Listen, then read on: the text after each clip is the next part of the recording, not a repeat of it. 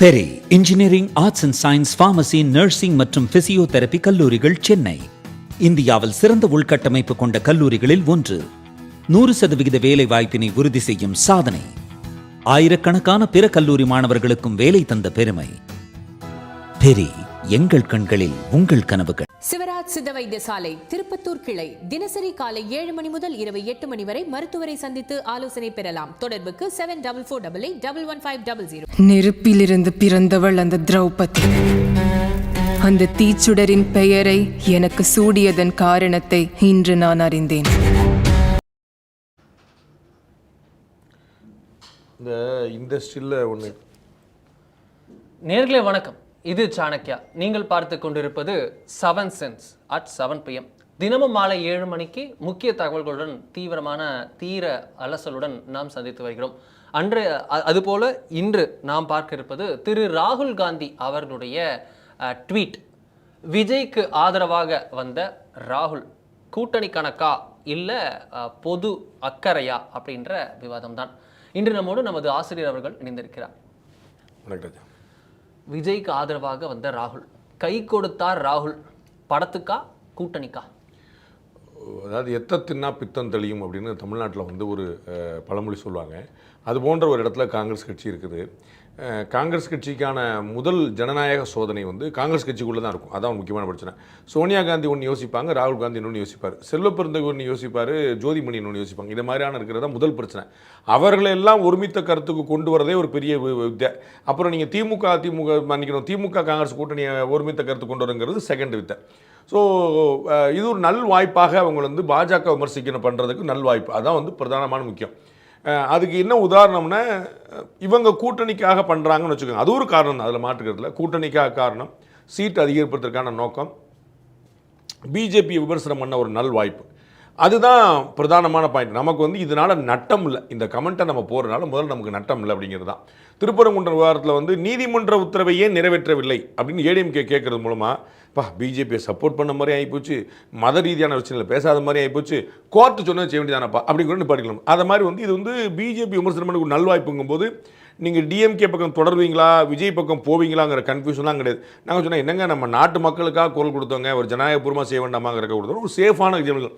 அதே சமயம் புரிய வேண்டியவர்களாம் புரியும். திரு விஜய்க்கு ஒரு நன்றி உணர்வு மேலிடும். எதா இருந்தாலும் அண்ணன் நமக்காக ஒரு ட்வீட் போட்டாருன்னு.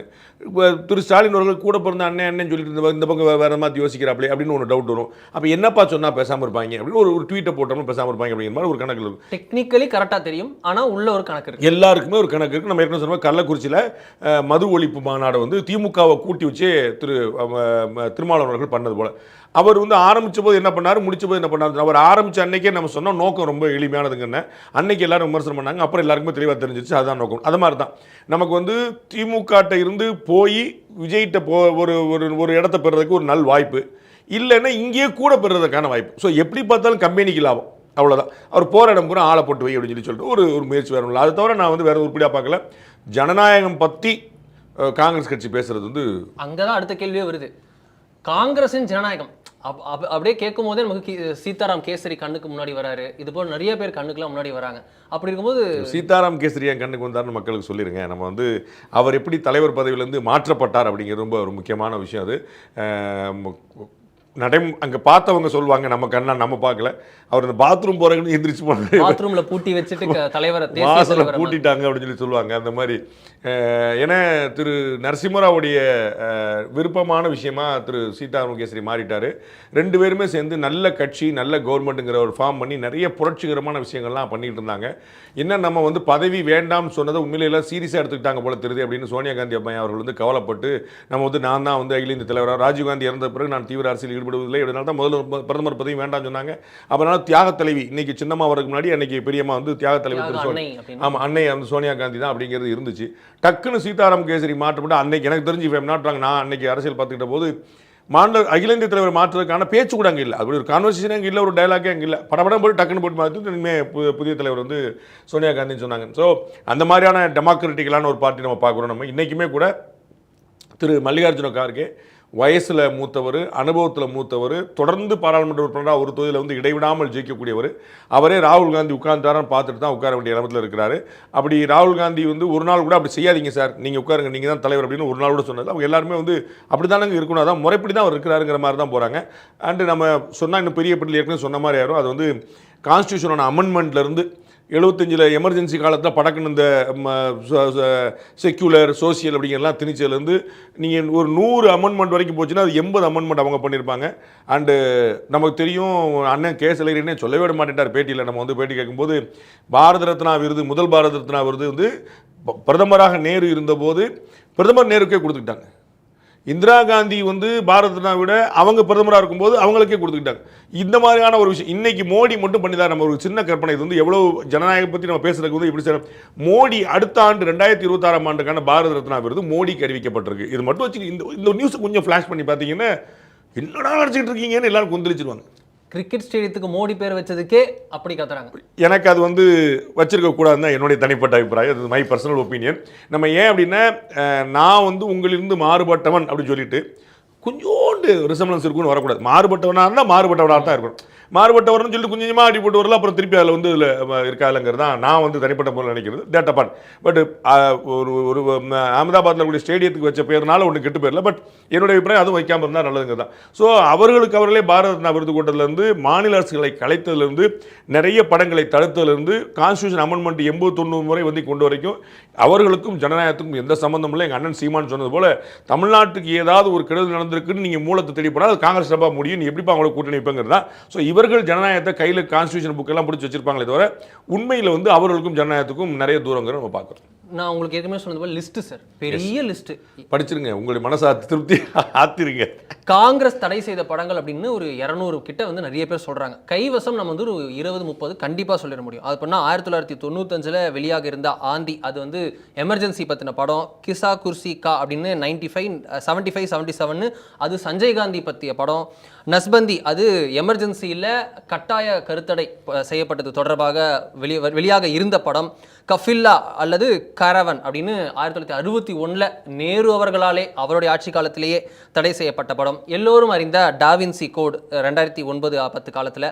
9 ஹார்ஸ் டு ராமா அப்படின்னு காந்தி அவர்களுடைய கொலை வழக்கு பற்றி அதிலிருந்த செக்யூரிட்டி லேப்சஸ் பற்றி, அரசு தரப்பில் அரசு விவகாரத்தில் சொதப்பல்கள் இருந்தது பற்றி வெளியாக இருந்த படம். லெஜெண்டரி டைரக்டர் சத்யஜித் ராயுடைய சிக்கிம் அப்படின்ற படம், அதில் இந்திய அரசாங்கத்தினுடைய காங்கிரஸ் அரசாங்கத்தினுடைய குறைபாடுகள் பற்றிய படம். அதுக்கப்புறம் ஸ்பீல்பர்குடைய இண்டியானா ஜோன்ஸ், டெம்பிள் ஆஃப் டூம், அதுக்கப்புறம் கோகுல் சங்கருடைய கோட்ஸேவுடைய மறுபக்கம், கராம் ஹாவா அப்படின்ற படம், அமு அப்படின்ற படம் 1984 சீக்கிய கலவரம் காங்கிரஸ் ஆட்சி காலத்தில் நடந்த படம், அதை பற்றியது. அதுக்கப்புறம் பிதாவும் புத்திரனும் அப்படின்னு 2013 மலையாள திரைப்படம். அதுக்கப்புறம் பார்த்தீங்கன்னா கவுந்தே ஹரே அப்படின்னு இந்திரா காந்தி அசாசினேஷன் பற்றின படம். 2013 சதா ஹக் அப்படின்னு இது வந்து வெளியான படம். இது எல்லாம் தடை செய்யப்பட்ட படங்கள். இதெல்லாம் தவிர கிஷோர் குமார், புகழ்பெற்ற கிஷோர் குமார் பாடல்கள் தடை செய்யப்பட்டிருக்கிறது. இது போல பல விஷயங்கள் சொல்லலாம். இதுதான் என்னுடைய ஜனநாயகம். நீங்கள் சொன்ன லிஸ்ட்டில் ஒரு முக்கியமான வித்தியாசம் ஒன்று இருக்குது. ஜனநாயகன் படம் வந்து தடை செய்யப்படவில்லை. ஆமாம், நீங்கள் சொன்னது எல்லாமே தடை செய்யப்பட்ட படங்கள். தமிழ்நாடு கவர்மெண்ட்டே கூட if I'm not wrong dam 999 அப்படிங்கிற ஒரு படத்தை தமிழ்நாட்டில் வந்து வரக்கூடாதுன்னு சொன்னாங்க. இன்னோசன்ஸ் ஆஃப் முஸ்லீம்ஸ் வந்து அங்கேயும் வரக்கூடாதுன்னு சொல்லி சொன்னாங்க. அந்த மாதிரி கேரளா ஸ்டோரிக்கு எப்பேற்பட்ட இது வந்தது. ஆமாம், நம்ம வந்து அரசாங்கத்தால் தடை செய்யப்பட்ட படங்கள் வந்து பொலிட்டிக்கல் ஸ்டாண்ட், அது வந்து அரசாங்கம் ஆமாங்க இந்த படத்தை நாங்கள் போட முடியாதுங்க, இது வந்து சரியில்லைங்கன்னு சொல்லி எடுக்கிற முடிவு, அது வந்து சென்சார் போர்டை மீறின விஷயம். ஜனநாயகன் படத்தில் இந்த பிரச்சனை சென்சார் போர்டில் தான் இருக்குது. It is now censor board versus அந்த அந்த ப்ரொடக்ஷன் ஹவுஸ் தான். அதை இவங்க வந்து எங்களுக்கு லேட் பண்ணுறாங்கன்னு சொல்லி அவங்க கோர்ட்டு போயிருக்கிறாங்க.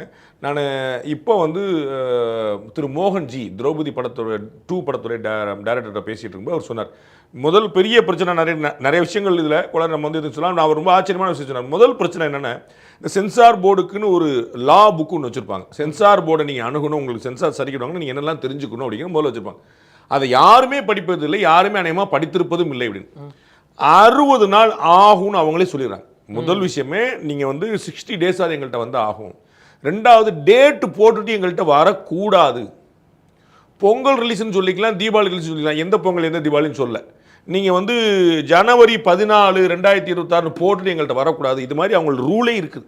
நீங்கள் எல்லாத்தையும் அதனால தான் நீதிமன்றம் கேட்குது, நீங்கள் டேட்டை வச்சுட்டீங்க கேட்டால் என்னங்க அர்த்தம் சொல்லி கேட்குது. எல்லாமே வந்து அவங்க ரூல் அது யாரும் படிக்கிறதுல கவனிக்கிறதுங்கிற ஒரு பிரச்சனை. அப்போ வந்து சென்சார் போர்டில் இருக்கக்கூடிய சிக்கல் வேறு. நம்ம என்ன பார்த்தோம், சென்சார் போர்டு இவ்வளோ அவசரமாக இன்றைக்கி நம்ம பேசிகிட்டு இருக்கும்போது சுப்ரீம் கோர்ட்டில் ஒரு கேவியட் வரைக்கும் போட்டிருக்கு, என்னை மீறி நீ தான் ஆர்டர் கொடுத்துடக்கூடாது. இவ்வளோ வேகமாக சென்சார் போர்டு இயங்க நம்ம பார்த்ததில்லைங்க தான் நம்ம ஏற்கனவே சொன்னது, இன்னுமே நம்ம சொல்லிட்டு இருக்கோம். அப்போ வந்து சென்சார் போர்டு இருக்கக்கூடிய பின்னாடியில் அரசியல் இருக்காங்கிறது செப்பரேட் கொஸ்டின். அதை நாம் வந்து இன்னும் உறுதிப்படுத்தப்படாமல் சொல்ல முடியாதுங்கிற ஒரு நிலைமை. ஆனால் இங்கே வந்து தடை செய்யப்படுது. இந்த ரெண்டுக்குமான வித்தியாசம் புரிஞ்சுக்கணும். அந்த வித்தியாசத்துக்கு சொல்கிறக்காக தான் அரசாங்கம் தடை செய்யறதுக்கான உரிமை இருக்குங்கிறது மறந்துடக்கூடாது. தடையே பண்ணல, சென்சார்ல சின்ன சின்ன கட்டு. நம்ம வந்து இந்த படங்கள் தடை செய்யப்பட்டதுன்னா அது தனித்தனியாக விவாதிக்க வேண்டிய விஷயம். நான் வந்து இவ்வளோ படங்கள் தடை பண்ணியிருக்காங்கன்னு நம்ம புரிஞ்சுக்கிறோம்.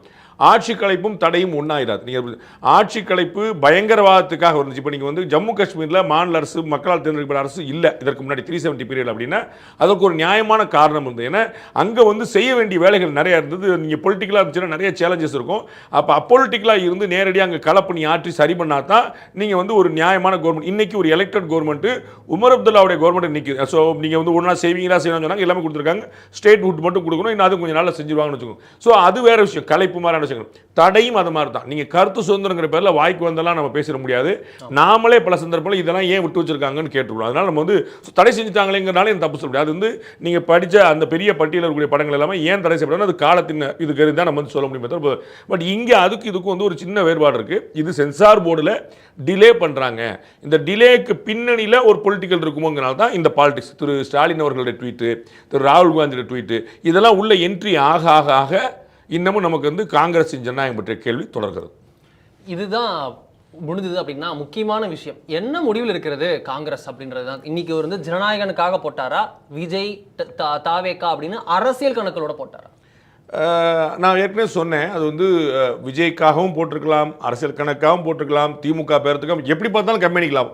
அதில் வந்து எங்கேயுமே வந்து இந்த ஐயோ இப்படி ஒரு ட்வீட் போட்டார், இது எவ்வளோ பெரிய சிக்கலாகும் அப்படிங்கிற ஒரு நிலைமை இல்லை. இப்போ வந்து திரு அண்ணாமலை அவர்கள் வந்து ஜெயலலிதா அவர்கள் பற்றி ஒரு கமெண்ட் சொன்னார் அப்படின்னு அந்த பேரை அவர் குறிப்பிடலை, சொன்னாருன்னு சொல்லிட்டு தான் ஆவன் பஞ்சாயத்து பண்ணாங்க. அதில் வந்து ஒரு சேலஞ்ச் இருந்துச்சு. அப்போ ஒரு எக்ஸ்பிளேஷன் கொடுக்க வேண்டியதோ, ஆமாம் குறிப்பிட்டோம் குறிப்பிடலன்னு சொல்லி ஒரு விஷயம் இருந்துச்சு.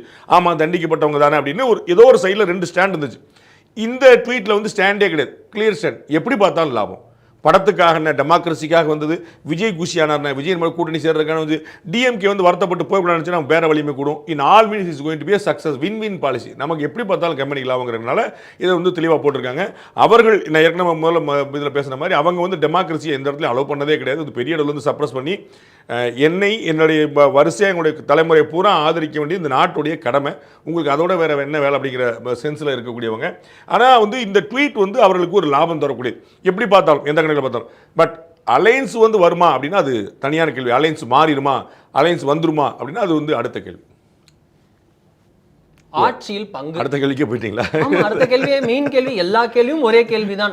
Next Fortnite will be an interesting one அப்படின்னு எல்லாரும் சொல்லக்கூடிய அடுத்த 15 நாள் பரபரக்க இருக்குதுங்க. ராகுல் காந்தி இன்னைக்கு வந்துட்டாரா, 23 மோடி அவர்கள் அடுத்த 15 நாள் வந்து பரபரப்புன்னு இப்போ எப்படி சொல்றீங்க நீங்க? ஜனவரி 26ங்கிற நாள் குறித்து யாரும் யோசிக்க வேண்டாம் நீங்க.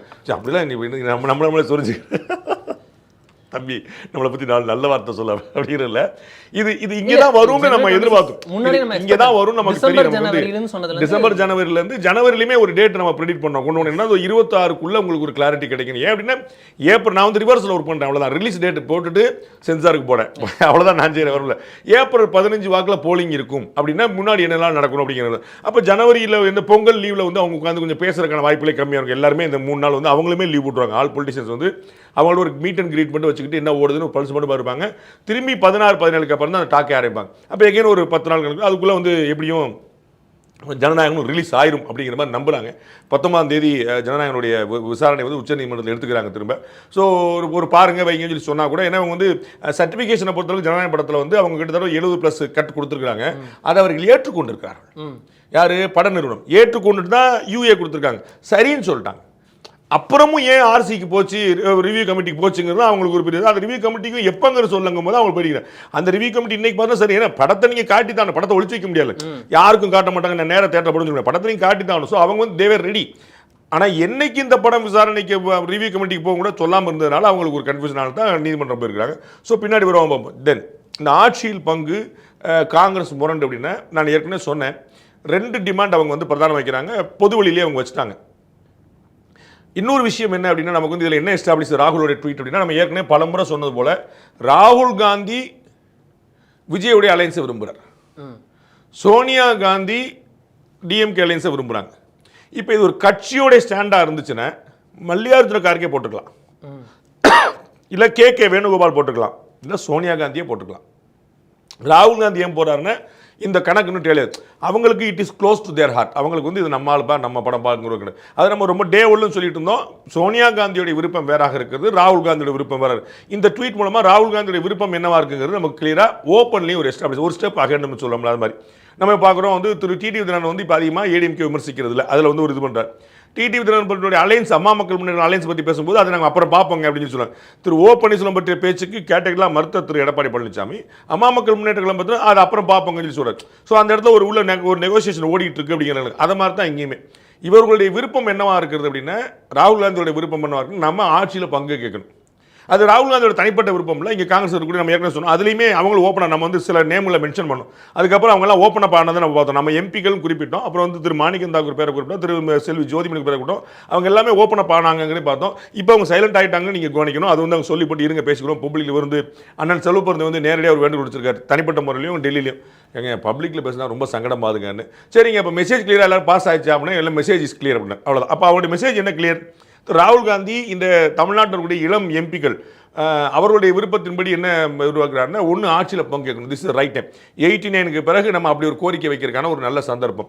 அல்லது நம்ம வந்து ஒரு 67க்கு அப்புறம் இழந்த ஒரு வாய்ப்பை நம்ம மீட்டெடுக்கிறதுக்கான ஒரு வாய்ப்பு நமக்கு என்ன தேர்டு ஒன்று போல் அதை வந்து ஒரு எக்ஸ்ப்ளோர் பண்ண பார்க்குறாரு. ரெண்டில் ஏதாவது ஒன்றுக்கு திரு ஸ்டாலின் சம்மதிக்க வேண்டிய நிலைமையில் இருக்கிறாரு. 188 சீட்டு போட்டியிட்ட திமுக வந்து இப்போ 150 சீட்டு வரைக்கும் உங்களுக்கு கீழே இறங்குறதுக்கான வாய்ப்பு இருக்குது. இன்னொரு 30 சீட்டு வரைக்கும் வெளியே போகிறதுக்கான ஸ்பேஸ் வந்து கொடுக்குறதுக்கான வாய்ப்பு இருக்குது. ஸோ தாராள மனப்பான்மையோடு கொடுத்து செல்வதற்கான வாய்ப்பு இருக்குது. நம்ம வந்து 19 நின்றுருக்காங்க, 2011 நின்றுருக்காங்கிற பார்க்குறோம். நம்ம வந்து ஸோ இவங்க வந்து எவ்வளவு காங்கிரஸ் முரண்டு பிடிக்கிறாங்கன்னு சொல்லிட முடியாது. இவர்கள் முறுக்குறாங்கன்னு புரிஞ்சுக்கலாமா? ரெண்டுமே அப்படி நீங்கள் பார்க்கணும். ஏடிஎம்கேட்ட பிஜேபி அதிகமாக சீட்டு கேட்குறாங்க, அதையும் நீங்கள் கையை முறுக்கிறா பார்க்க முடியாது. காங்கிரஸ் வந்து கேட்குது, விடுதலை சிறுத்தைகள் கேட்குது, 2 கம்யூனிஸ்ட் கேட்டாலும் கூட கேட்போம் நாங்களே. அது அவருடைய உரிமைங்க, அவருடைய கட்சி அவர் வழக்க பார்க்குறாரு. அவர் வராட்டா நான் சொன்னேன் டிஎம்கே வந்து கையை முறுக்குறாங்கன்னு சொல்லுவாங்க. டிஎம்கே வந்து போயிட்டோம் சொல்லுங்க எல்லாரையுமே, யார் வராங்க இப்போ போங்க பாருங்க. டிஎம்கே எல்லா கட்சியும் துரத்தி விட்டுற வேண்டியதானே உங்களுக்கு? டிஎம்கேக்கும் தேவை காம்ப்ளிமெண்டரி. இவர்கள் தயவு அவர்களுக்கு தேவை, அவர்கள் தயவு தேவை. அதனால வந்து ஒரு சமரசமாக நடுவில் விடுறாங்க. இவர்கள் எங்களால் வந்து விடுதலை சிறுத்தைகள் மட்டும்தான் ஆதாயம் அடைகிறது என்று திமுக நினைத்தால் விடுதலை சிறுத்தை கழட்டி விட்டுரும். திமுக இல்லாமல் எங்களுக்கு போக்கிடமே இல்லைன்னா விடுதலை சிறுத்தை அமைதியாக இருந்திருக்கும். ஒரு போக்கிடம் ஒன்று வரப்போய் தானே நீங்கள் சண்டைக்கு போறீங்க. நேற்று வரைக்கும் நீ சண்டை போடலையே. விஜய் அவர்கள் கட்சி ஆரம்பித்து மாநாடு அறிவிச்ச போது திரு திருமாவளவன் என்ன சொன்னார்? அது என்னப்பா நீ பேசிட்டு இருக்க, ஆட்சியில் பங்கு அதிகாரத்தில் பங்கு பேச வேண்டியது அதிமுக திமுகவில்ப்பா. அது மாதிரி இது டிமாண்ட் அண்ட் ஆஃபர், இது வந்து 2 வேற வேற தெரிஞ்சுக்கணும். அரசியல் பாடம் நடத்தினார். இப்போ எல்லாருமே பகிரமாக பேசுறாங்க. ஏன் திரு விஜய் வளர்கிறார், அப்போ இந்த ஆப்ஷன் ஓப்பன் ஆகுது. அந்த விஜய் வளர்கிறாரோ இல்லையோ இந்த ஆப்ஷன் ஓப்பன் ஆகுது, நமக்கு லாபம். அப்போ நம்ம எக்ஸ்ப்ளோர் பண்ணி பார்ப்போம். அப்போ காங்கிரஸ் முரண்டு பிடிக்கிறதா உண்மை, அதிமுக முரண்டு பிடிக்குது, பாஜக முரண்டு பிடிக்குது, எல்லாம் அவர் கட்சியை வளர்க்க அவரும் முரண்டு பிடிக்கிறாங்க.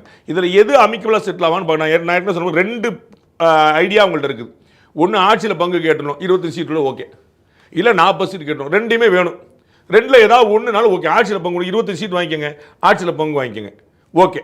இல்லை ஆட்சியில் பங்கு கிடையாதுங்க, 40 சீட் வாங்கிக்கோங்க ஓகே. ஏதாவது ஒன்றுக்கு வந்து செட்டில் ஆகி முடிப்பாங்கன்னு நான் நம்புகிறேன். இதுல வந்து விஜய் வந்து சம்பந்தம் இல்லாம காங்கிரஸுக்கு டிமாண்டை ஏத்தி விடுறாரு.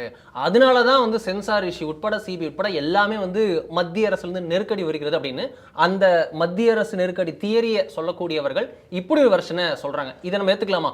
25 சீட்டு காங்கிரஸுக்கு கொடுத்த திமுகக்கே அத்தனை பிரச்சனை, 70 சீட்டு 60 சீட்டுன்னு தர இருக்கிற டிவிகேக்கோ இல்ல இதனால பேரத்தை ஏத்தி கொடுக்கிற டிவிகேக்கோ எவ்வளவு பிரச்சனை வரும்? அதுதான் இது ட்ரெய்லர் அப்படின்னு சொல்றாங்க. சென்சார் போர்டு மாதிரியான விஷயங்கள், சிபிஐ, இடி, ஐடி, சிபிசிஐடி, தமிழக காவல்துறை, இது மாதிரி விஷயங்களை நான் அரசியல் பூத்த நான் எப்பவுமே விரும்புறதில்லை. என்னுடைய மனசில் unless until there is a proof, ஒரு தெளிவான ப்ரூஃப் இருக்குதாலே தவிர நம்ம வந்து அதை பேசுகிறதுல நியாயம் இல்லைன்னு நினைக்கிறேன். நீங்கள் இப்போ சொன்ன விஷயங்களை நான் இந்த பக்கமாக விட்டுட்டு இதனால் பொலிட்டிக்கல் கெயின் என்ன இருக்கும் அப்படி ஒரு கால்குலேஷனுக்கு நான் போகிறேன். இவங்க அவங்களை சப்போர்ட் பண்ணுறாங்களா, விஜய்க்கும் பிஜேபிக்கு அண்டர்ஸ்டாண்டிங்கா, விஜய்க்கும் திமுகக்கு அண்டர்ஸ்டாண்டிங்கா, திமுகவுக்கும் பிஜேபி அண்டர்ஸ்டாண்டிங்கா, காங்கிரஸுக்கும் பிஜேபி அண்டர்ஸ்டாண்டிங், காங்கிரஸுக்கும் விஜய்க்கு, இதில் ஏகப்பட்ட பெர்மிடேஷன் காம்பினேஷன்ஸ் இருக்குது. அது அப்படியே ஓரங்கட்டி அதுக்குள்ளே நான் பேசுவேன்.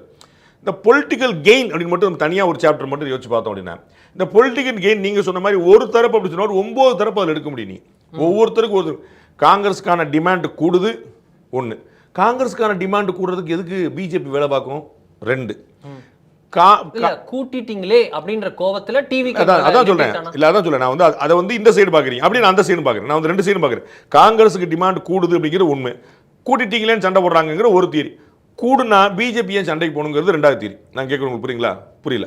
ஏன்னா காங்கிரஸ் வளரக்கூடாது என்பதுதான், காங்கிரஸ் தானே பிஜேபியின் பிரைம் எதிரி. இல்ல அதான் அவங்களுக்கு இது இந்த டிமாண்ட் மூலமா பாருங்க, காங்கிரஸும் திமுக காங்கிரஸும் தாவேகாவும் கூட்டணி சேர்ந்தா அவர்கள் ஆட்சியை பிடிப்பார்கள் என்பது உத்தரவாதம் கிடையாது. இன்னைக்கு இருக்கக்கூடிய 18 எம்எல்ஏக்கள் காங்கிரஸ் கிடைக்குமாங்கிறது உத்தரவாதம். It is a risk.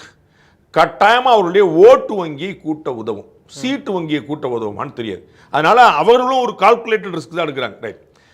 தாவேகாவுக்கு கிடைக்கிறது எல்லாமே மைனாரிட்டி ஓட்டு. தாவேகா வர்சஸ் டிஎம்கேன்னு அவர் ட்ரை பண்றார். ஆனால் ஆக்சுவல் ஃபேக்ட் அது இல்லை. ஏடிஎம்கே வர்சஸ் டிஎம்கே இருக்குது.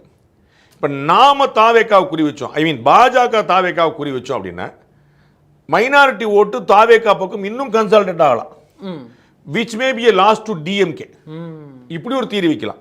சரிங்களா? நீங்க வந்து அது பிஜேபிக்கும் தாவேகாக்கும் அண்டர்ஸ்டாண்டிங்கா இப்படி வைக்கலாம். உங்களுக்கு புரியுங்களா? ஸோ நீங்க பி டீம் கேம் ஆடினீங்கன்னா எல்லாருக்குமே பி டீம் தான். யாருக்கு பி டீம்னே சொல்ல முடியாது. நீங்க சொன்ன மாதிரி ஐபிஎல் மாதிரி இருக்கு, யாருக்காரனே தெரியும். அவ்வளவுதான். நான் அதனால என்ன முடிவு பண்றேன்னா, என்னுடைய பாயிண்டா நினைக்கிறேன், சென்சார் போர்டுல அரசியல் இருக்கு அப்படின்னு நான் நினைக்கல. ஆனால் சென்சார் போர்டுடைய இந்த செயல்பாடு பிஜேபி மீது பழியை தேடித்தரும். இவ்வளவுதான் நான் சொல்லுவேன். இந்த பழி வந்து பிஜேபி மேல விழும். அப்போ பிஜேபிக்கு ஒரு ரோல் இருக்குமானால் அவங்க என்ன செய்யணுங்கிறது அவங்க முடிவு பண்ணிக்கிறது. அவங்க செஞ்சாங்களா எனக்கு தெரியாது. நான் வந்து அதை சொல்ல தகுதியான இல்லை, எனக்கு தெரியாது. இன்புட் கிடைச்சா நான் சொல்ல போகிறேன். எனக்கு அதில் வந்து தயக்கமும் கிடையாது. நாம பேசின வரைக்கும் நிறைய பேர் வந்து பாஸ் நமக்கெல்லாம் சம்பந்தமே கிடையாது தான் சொன்னாங்க. பட் அது இருக்காமல் இருக்கலாம். பட் பழி அவர்கள் மீது, அதில் எந்த குழப்பமும் கிடையாது. பாஜக தான் செய்யுது. அப்போ பாஜக யாருக்காக செய்யுதுன்னு அடுத்த கேள்வி வந்துச்சு. அவங்க டிஎம்கேக்காக செய்கிறாங்க. அவங்க வந்து டிஎம்கேயும் பிஜேபியும் அண்டர்ஸ்டாண்டிங் இருக்குன்னு அண்ணன் ஜெயக்குமார் ஸ்டேட்மெண்ட் கொடுத்துருக்காரு.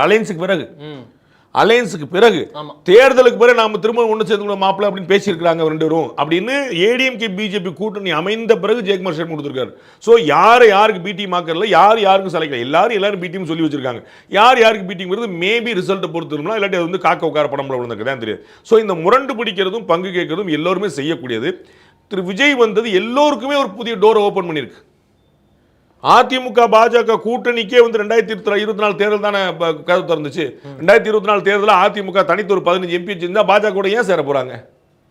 ஸோ எல்லாமே ஒரு கம்பல்சன் நடக்குது. ஆனால் இதில் கழுத்தை முறிக்கிறாங்களா, கழுத்தை நெரிக்கிறாங்களான்னு அப்படி கிடையாது. 2 பேருக்குமே தேவை இருக்குது. திமுகவுக்கும் காங்கிரஸை விட்டு விட முடியாது, காங்கிரஸுக்கும் திமுக விட்டுவிட முடியாது. புதிய வாய்ப்பு ஒன்று ஓப்பன் ஆயிருக்கிறதுனால இவங்க வந்து நம்மளுக்கு டிமாண்ட் அதிகரிக்கிறாங்க. அது எல்லா கட்சியுமே, காங்கிரஸ் கூட சேர்ந்துட்டா 2 கம்யூனிஸ்ட் அமைதியாக உட்காந்துருவாங்களோ, சரி பாவங்க நீங்கள் இருக்கிற சீட்டை பூரா காங்கிரஸுக்கே கொடுத்தீங்க, எங்களுக்கு வேண்டாங்க அப்படின்னு விட்டுருவாங்களான்னு. அப்போ எங்களுக்கு கொடுன்னு கேட்பாங்க. ஸோ அது வந்து நான் ஏற்கனவே சொல்ல, திமுக தன்னுடைய இடத்துலேருந்து இறங்கி வர வேண்டிய நிர்பந்தத்தில் இருக்குது. ஏன்னா ஆட்சி அவர்களுக்கு தான். எல்லா தலைவர்களுமே தனிப்பட்ட முறையில் பேசிக்கணும் என்ன சொல்லிக்கிடுவாங்க, அவங்க முதலமைச்சராக நாம் எங்கே செய்யணும், இவங்க ஆட்சியை பிடிக்கிற நாம் என்ன செய்யணும் அப்படின்னு. அப்போ ஆட்சியை பிடிக்க விரும்புகிற கட்சி திமுக அதிமுக, அவர்கள் தான் ஆட்சியை அமைக்கிறா இருந்தால் அப்போ அவங்க தான் காம்ப்ரமைஸ் பண்ணணும், இறங்கி வரணும், வாட் எவர் இட்ஸ். நீங்கள் 2011 வந்து தேமுதிகவோட கூட்டணி அமைக்க வேண்டுமா அப்படிங்கிற கேள்வி வந்தபோது திரு சோ போன்றவர்கள் எல்லாம் பேசி வச்சுட்டு உத்தரவாதமான ஆட்சி வந்து நீங்கள் செஞ்சுதானோ அப்படிங்கிற நிர்பந்தத்தை ஜெயலலிதா கொண்டு வந்தாங்க. ஜெயலலிதா அவர்கள் வந்து நானே ஆட்சியை பிடிச்சிருங்கிற கான்ஃபரன்ஸுக்கு போயிட்டாங்க. ஆனால் அதில் வந்து முன்ன ஆயிருமோ 2006 மாதிரி வந்து மைனாரிட்டி கவர்மெண்ட் அமைஞ்சு திரும்ப அவங்க வந்து சிக்கலாயிருமேங்கிற போது ஒரு அஷ்யூர்டு விக்டரி வரும்போது தேமுதிக கூட போனாங்க. அவங்க தான் இறங்கி வந்தாங்க. விஜயகாந்த் அவர்கள் கையெழுத்து கூட போடாமல் கூட்டணி அமைச்சர். ஸோ அந்த மாதிரி பல சந்தர்ப்பம் இறங்கி வர வேண்டிய இடத்துல ஜெயலலிதா அவர்களே இருந்தாங்க. அப்போ திமுக ஆட்டோமேட்டிக்காக இறங்கி வரும்னு நினைக்கிறேன். இதில் வந்து ஜார்க்கண்டுடைய ஃபார்முலாவெல்லாம் சுட்டி காட்டுகிறார் திரு மாணிக்கம் தாக்கூர். திமுகவுடைய குடும்ப நிறுவனம் ப்ரொடியூஸ் பண்ணி வரக்கூடிய பராசக்தி படத்தை கடுமையாக விமர்சிக்கிறார். இன்னைக்கு பார்க்குறோம், இன்னைக்கு ஒரு பக்கம் ஜனநாயகன் வந்து தமிழ் கல்ச்சருடைய குரலாக இருக்கிறது அப்படின்னு சொல்லிட்டு ட்வீட் போட்டிருக்கார் ராகுல் காந்தி. மறுபக்கத்தில் பார்த்தா தமிழக காங்கிரஸ் கடிதம் எழுதியிருக்கிறது பராசக்தி படத்தை தடை செய்ய வேண்டும் அப்படின்னு. அங்கே ஒரு அயணி இருக்கு காங்கிரஸ். பட் அதை தாண்டி பார்க்கும்போது இவர்கள் வந்து பராசக்தியை டார்கெட் செய்வது, அந்த இதை செய்வது, ஜனநாயகத்துக்கு சப்போர்ட் பண்றது, இது எல்லாமே வந்து டைரக்டா டிஎம்கேக்கு மெசேஜ் அப்படின்றத கிளியர் கட்டா சொல்லணும்னு நினைக்கிறாங்களோ. இன்னும் சில ஐடிவிங்கெல்லாம் நேரடியாக திட்டி ஒரு இறங்கி அடிக்கிற பெல்ட்ல வார்த்தைகள்லாம் யூஸ் பண்ணி கூட. உங்களுக்கு ஞாபகம் இருக்கும், திரு தேவேந்திரனுக்கு நம்ம ஒரு பேட்டி கொடுத்திருந்த போது இந்த படத்தோடைய மெசேஜ் என்னங்க சார் பராசக்தின்னு சொல்லும் போது நான் சொன்னேன், இந்த மாதிரி வந்து காங்கிரஸுக்கு மெசேஜ் கொடுக்குது, வேற ஒண்ணுமே. நீங்க இந்தி எதிர்ப்பு பத்தி பேசினால் இந்திய திணித்தது யாருங்கிறதுக்கு பதில் சொல்லி ஆகணும்ல. அதுக்கு காங்கிரஸுங்கிற தவிர வேற பதில் இருக்குதா?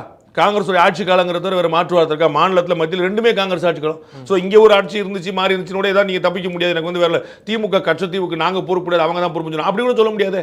அவங்க தான் உட்காந்தாங்க. அப்போ ரொம்ப தெளிவாக நீங்கள் காங்கிரஸ் ஆட்சி காலத்தில் நடக்குது. அதனால தான் நீங்கள் பின்னாடி ஆட்சி பிடிக்கிறீங்க. 67 நீங்கள் ஆட்சி பிடிச்சி 65 இருந்த பரவிய தீ 67 வந்து உங்களுக்கு வந்து பெரிய ஜோதியாக மாறி நின்றுச்சு. உங்களுக்கு ரைட் இன்னைக்கு அணைஞ்சு வச்சு அந்த படங்கள் வச்சுங்க, அது செப்பரேட் கேஸ், அந்த பக்கம் ஓரமாக வச்சுங்க.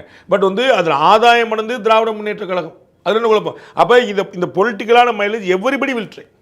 அதை ஜனநாயகன் படத்துக்கு ஆதரவாகவும் பராசக்தி படத்துக்கு எதிராகவும் எல்லாத்துலேயுமே அரசியல் மட்டும்தான் இருக்குது. டிஎம்கே வந்து ஒரு மெசேஜை கொடுக்க பார்க்குது காங்கிரஸுக்கு. இந்த படத்தை எடுக்கிறாங்க, நீங்கள் வந்து இந்த குடும்பத்தில் யாருக்காவது தெரியாமல் இருக்குமா இது பராசக்தினா ஹிந்தி எதிர்ப்பு பற்றின படங்க அப்படின்னு ஒன்லைன் அதில் உள்ள அப்படின்னா ஒன்று. அப்போ ஹிந்தி எதிர்ப்புன்னா காங்கிரஸ் பற்றி பேச்சு வந்துருங்க, நம்ம சொல்லாட்டாலும் காங்கிரஸ் தாங்க சொல்லுவாங்க அப்படின்னு ஒரு கணக்கு இருக்குல்ல. நீங்கள் கரகர இப்போ வந்து அந்த படத்தில் அண்ணா அப்படின்னு ஒரு கேரக்டர், அவர் அண்ணாவே இல்லை, அவர் வந்து வேற ஒரு முருகேசன் மாடசான ஒரு பேர் வச்சிருந்தா அப்படி இல்லைன்னு அவருடைய தோற்றம் அவருடைய குரல் தெளிவாக அண்ணாவை ரெப்ளிகேட் பண்ணுது. அப்போ வந்து திமுக கொடுக்குது. அது மாதிரி நீங்கள் யாரும் அன்னைக்கு இருந்த முதலமைச்சர் யாருன்னா நீங்கள் வரலாறு சொல்லாட்டாலும் தெரியுமில்ல எல்லாருக்குமே. நீங்க தமிழுக்கு பண்ற துரோகத்துக்கு இந்த ஜென்மத்துக்கு ஆட்சிக்கு வர முடியாதுன்னு ஒரு டைலாக். திமுக வந்து காங்கிரஸுக்கு மெசேஜ் கொடுக்குது. இது மெசேஜா சாபமா? தமிழுக்கு வந்து பண்ற துரோகம்னா உங்களுக்கு தெரியுமில்ல, தமிழ்னா திமுக, திமுக தமிழ், அது அவங்களுடைய கண்டு. திராவிட முன்னேற்ற கழகம் வட இந்தியர்களுக்கு கெடுதல் பண்ணியிருக்கு அப்படின்னு பிரதமர் பேசுறாரு. தமிழர்கள் வட இந்தியர்கள் கெடுதல் பண்ணிட்டாங்கன்னு அப்படி அர்த்தம் எடுத்துட்டாங்க. அப்போ அவங்க திமுக சொன்னா என்னங்க, தமிழர்கள் சொன்னா என்ன, 3 எழுத்து திமுக அப்படின்னு 3 எழுத்து பயங்கர பொலிட்டிக்கலா இருக்காரப்பா தம்பி. சரிங்களா? அப்போ வந்து அவங்க வந்து இந்த காம்ப்ளிமெண்ட் எங்களுக்கு தான், நீங்க தமிழை நீங்க சொன்னீங்கன்னா அது எங்களை சொல்ற மாதிரி தான் அப்படின்னு அவங்க எடுத்துருக்காங்க. அதே தான் இங்கே நீங்கள் வந்து தமிழ்நாட்டுக்கு வந்து துரோகம் பண்ணீங்க, நீங்கள் வந்து அப்போ என்ன காங்கிரஸ் திமுகவுக்கு துரோகம் பண்ணீங்கன்னா நீங்கள் ஜென்மத்துக்கு ஆட்சி வர முடியாது. அதான் மெசேஜ் சார். டிஎம்கேயும் காங்கிரஸும் ஒன்றா எப்படி சார் எக்ஸிஸ்ட் ஆக முடியும்? காங்கிரஸை வீழ்த்தி தான் திமுக ஆட்சியை பிடிக்குது. அப்போ இந்த 2 கட்சியில் ஏதாவது ஒன்று போனால் தானே சார் காங்கிரஸ் ஆட்சிக்கு வர முடியும். அது ரொம்ப கிளியர் மெசேஜ். ஸோ இன்னைக்கு இல்லை நாளைக்கு, நாளைக்கு இல்லை இன்னைக்கு அவங்க ட்ரை பண்ணிட்டு இருப்பாங்க. இன்றைய ராகுல் அவர்களுடைய வருகையின் போது பார்த்தோம்னா நீலகிரிக்கு வந்திருந்தாரு. அப்போ வந்து திரு ஆர் ராசா அவர்களும் அதே மேடையை இருந்தார், அவரும் அந்த நிகழ்ச்சியில் பங்கேற்றிருந்தார். இதுல வந்து திமுக புறக்கணிப்பதற்காக சில மெசேஜ் எல்லாம் பாஸ் பண்ணுன்ற ரூமர் ஒன்று இருந்தது. ஆனால் திரு ஆர் ராசா இருந்தார். இது டிஎம்கே இதை எப்படி ஹேண்டில் பண்ண போகுது? அதுல பாலிடிக்ஸ் இல்லைன்னு நான் நினைக்கிறேன். ஏன்னா அது ஒரு பள்ளிக்கூட நிகழ்வு.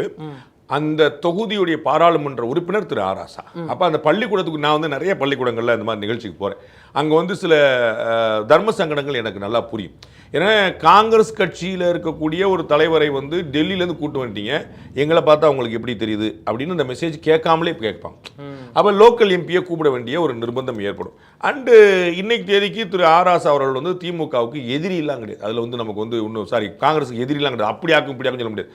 நம்ம சிவராத்திரி ஈஷா யோகமை விழாவில் வந்து அமித்ஷா வந்தார். வேலுமணி எதுக்கு போனார் அப்படிங்கிற கேள்வியில், வேலுமணி உள்ளூர்காரர். நீங்கள் வந்து எல்லாருக்கும் பத்திரிக்கை வைக்கிறீங்க, வைக்காமல் போகிறீங்க. உள்ளூர்காரருக்கு வச்சே ஆனால் உங்களுக்கு பிடிக்குது பிடிக்காமல் போகுது. அந்த மாதிரியான ஒரு கணக்காக தான் பார்க்குறது.